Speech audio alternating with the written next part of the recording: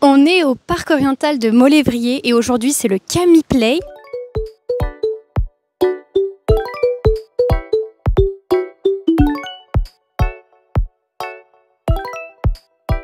Donc on est dans le plus grand jardin japonais d'Europe et ça se trouve en France. On va aller à la rencontre des cosplayers, c'est parti.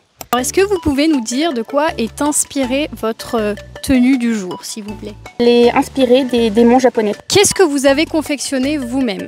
Tout à part l'ombrelle et les chaussures.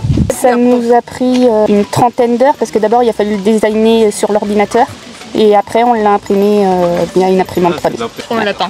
Tout est fait à la main. La peinture, ouais.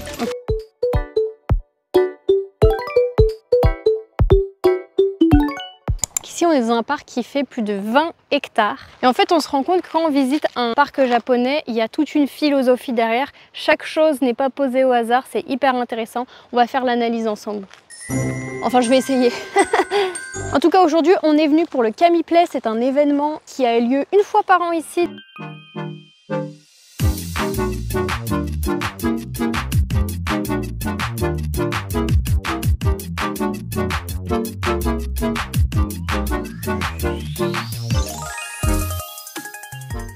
Dans ce jardin, il y a pas mal d'événements culturels qu'on fête au Japon qui sont aussi fêtés ici, comme la fête des cerisiers à Nami. Vous avez le jour des enfants aussi qui est réalisé, c'est hyper cool et c'est tellement vaste qu'il y a de quoi faire. Et ça plaît aux grands et aux petits.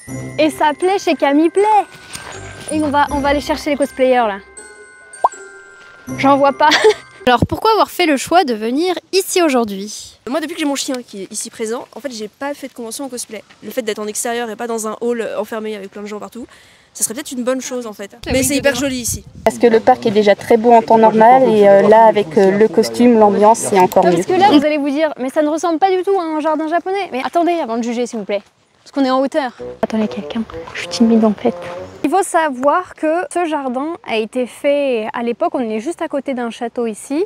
Il a été abandonné malheureusement pendant 40 ans et heureusement qu'il a repris vie. Et d'ailleurs, il y a 3 experts japonais qui sont venus pour approuver ce jardin qui est une merveille. Réellement. Il faut savoir que là actuellement on est en été, mais c'est un jardin qui se fait vraiment durant les 4 saisons et on le redécouvre de façon différente parce que la nature change tout simplement. On a même eu l'occasion de tester de nuit et c'est une atmosphère totalement différente et il y a un énorme point positif, je pensais qu'on allait avoir super chaud et regardez. Et regardez comme on est bien. De façon globale, vous faites du cosplay ou pas du tout? Oui, on en fait de temps en temps, ouais. Tout le monde peut se lancer, il suffit d'avoir envie en fait. Ouais, c'est la mode qui m'a attirée vers le cosplay parce que je voulais être styliste quand j'étais vraiment toute petite.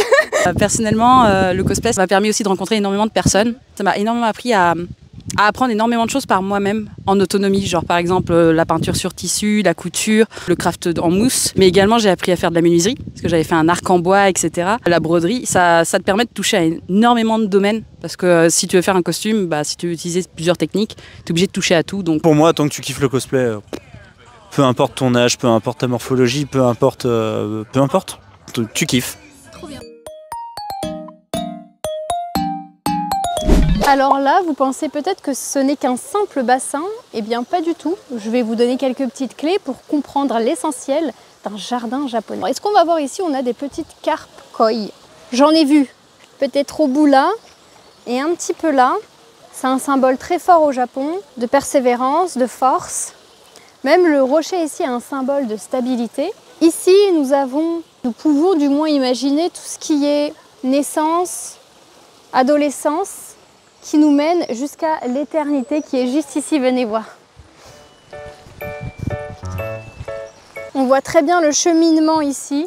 On a l'eau tout là-bas. On a la naissance, on descend vers l'adolescence et on a le chemin à l'âge adulte qui nous mène vers l'éternité.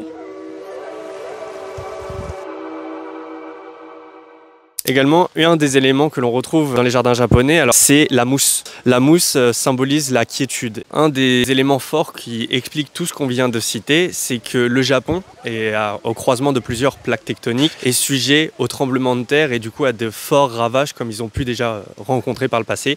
Et l'objectif de ces jardins, c'est de faire un endroit qui est coupé du temps, qui inspire la sécurité, le bien-être et qui nous éloigne de ces éléments de la nature qui peuvent subvenir.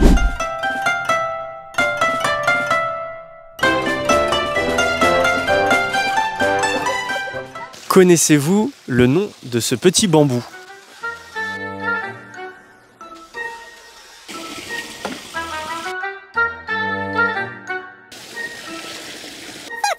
Ça s'appelle un shishi-odeshi. C'est un simple épouvantail japonais, utilisé par les paysagistes, jardiniers, pour justement venir faire peur. Les jardins japonais ont pour but d'être des jardins qui nous permettent de faire des promenades très calmes et d'avoir un temps de méditation. Cet élément permet aussi de nous rappeler à la réalité et de nous indiquer un nouveau chemin, puisque ça va nous intriguer pour nous emmener vers cette petite scène par laquelle on serait peut-être passé à côté, qui sait. Ce qui est vraiment exceptionnel dans ce parc, c'est que chaque point de vue va nous offrir un paysage différent sur le jardin. Cet endroit-là ne va strictement pas être le même que celui là-bas. Regardez derrière moi, on peut voir une couleur rouge. Je soupçonne que ce soit un pont. On va emprunter un autre chemin pour pouvoir le voir.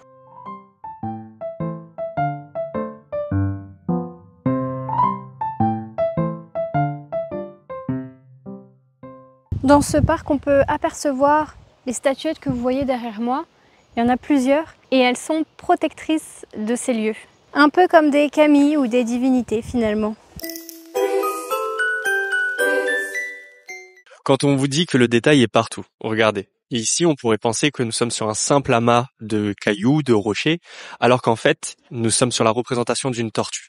Tortue qui est représentée également dans les contes japonais. Bonjour, je suis Graxelman de la Tanière du Cosplay, je suis le président de l'association.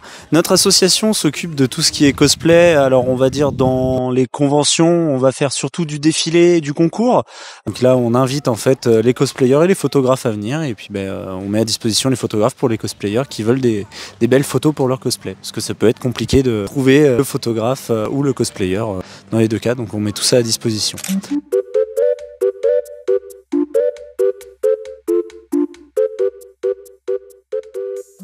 Donc là, on a pu faire, comme vous avez pu le voir, de nombreuses petites interviews avec des cosplayers.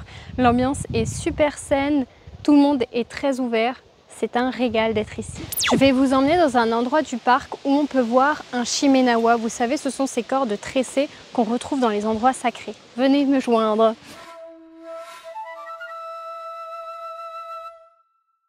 D'ailleurs ici, ça s'appelle la colline des méditations. Donc ici, on a un petit texte explicatif qui dit bien que quand on a un shimenawa, ça indique en fait un territoire d'une divinité, donc d'un kami. Donc il faut savoir que ce parc se fait aussi de nuit et qu'on a pas mal de représentations de contes qui sont énoncées ici et un petit peu partout dans le parc. Est-ce que vous saviez que les bambous étaient un symbole d'amitié ? Et c'est ainsi que s'achève cette vidéo. Pour info, ce parc est géré par une association qui contient des centaines de bénévoles. C'est donc grâce à cette équipe de bénévoles et de salariés que la visite de ce parc est possible. Le parc a d'ailleurs fêté récemment ses 40 ans. C'est un endroit que je vous recommande très fortement, que vous soyez amoureux ou non de la culture japonaise. Merci à toi d'avoir regardé cette vidéo jusqu'au bout. N'hésite pas à t'abonner et à commenter pour me soutenir. Et je te dis à très bientôt. Bye!